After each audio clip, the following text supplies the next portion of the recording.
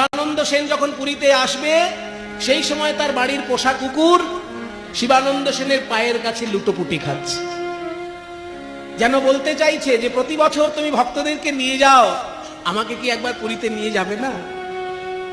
শিবানন্দ সেন ভক্ত মানুষ, তাই কুকুরের মনের কথা বুঝতে পেরে কুকুরটিকেও সঙ্গে নিয়ে চললেন পুরীতে।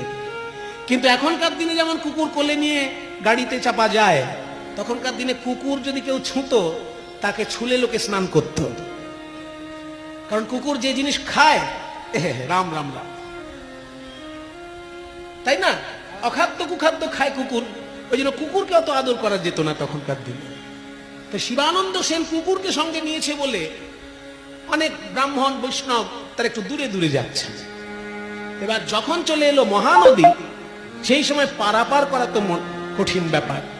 অত বড় নদী পার হবে কি করে? সব ঠিক আছে, কিন্তু যিনি নদী পার করবেন সেই নৌকার লোক বললেন যে সবাকে পার করিবি, কুকুরকে পার করিবি নাই, সবাইকে পার করবে, কুকুর আমি পার করব না। যদি একবার আমার নৌকায় কুকুর উঠে যায়, উড়িষ্যার কোন ব্রাহ্মণ এই নৌকায় উঠবে না।